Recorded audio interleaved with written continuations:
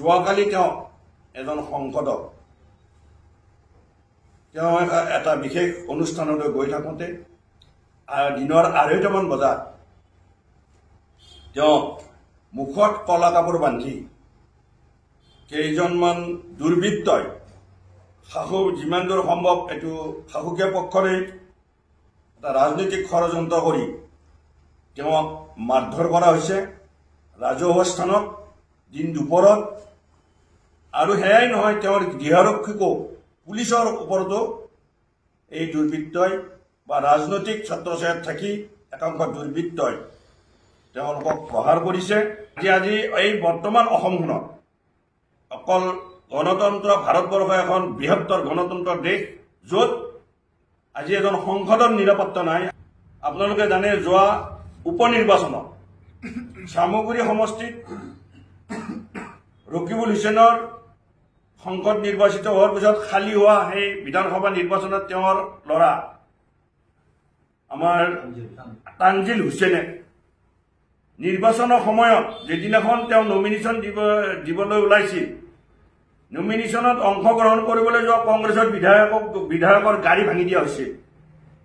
তানজিল হুছেইন, ৰকিবুল হুছেইনে য'তেই যায়, কংগ্ৰেছ দলে য'তেই প্ৰচাৰ কৰে, তাত কাজিয়াৰ সৃষ্টি কৰা হৈছিল। কংগ্ৰেছ দলৰ কাৰ্যালয় ভাঙি দিয়া হৈছিল, কংগ্ৰেছ দলৰ কৰ্মীসকলক আক্ৰমণ কৰা হৈছিল আৰু নিৰ্বাচনী বিধি উলংঘা কৰি কংগ্ৰেছ দলৰ কাৰ্যালয় ভাঙি দিয়াৰ পিছতো বিভিন্ন অভিযোগ অনাৰ পিছতো আজিলৈকে আমি কোনো ধৰণৰ ব্যৱস্থা লোৱা এইখন চৰকাৰৰ পৰা নাপালো।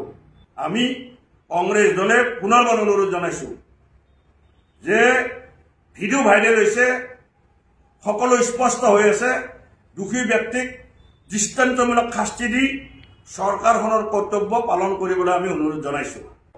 যোৱাকালি আমাৰ নেশ্যন নিউজ আৰু প্ৰতিদিন লাইভত আমি এটা বাতৰি পৰিৱেশন হোৱা দেখিছোঁ।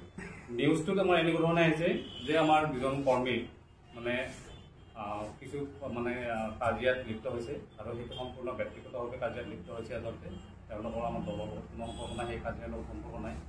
কিন্তু আমি বাতৰিত যিটো পাইছোঁ, যিটো পৰিৱেশন হৈছে যে ৰঙিয়া ব্লক কংগ্ৰেছৰ উপসভাপতি মুস্তাফা আহমেদৰ লগত আৰু আমাৰ অসম প্ৰদেশ কংগ্ৰেছ কমিটিৰ যুৱ কংগ্ৰেছ কমিটিৰ সাধাৰণ সম্পাদক কামাল আহমেদৰ লগত যি কাজিয়া লিপ্ত হোৱা বুলি বাতৰি পৰিৱেশন হৈছে।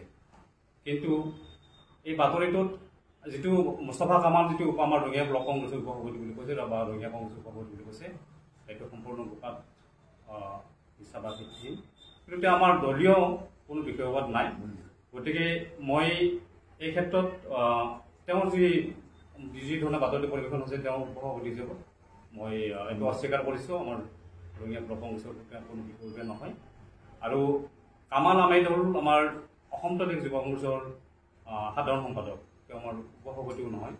গতিকে এই যি বাতৰিটো পৰিৱেশন হৈছে, মই এই বাতৰিৰ ক্ষেত্ৰত আমাৰ যি তেওঁ উপসভাপতি বুলি মুস্তাফা কামাল যি আমাৰ উপসভাপতি বুলি আহিছে, সেইটো মই সম্পূৰ্ণ ভিত্তিহীন বুলি সন্দেহ কৰিছোঁ।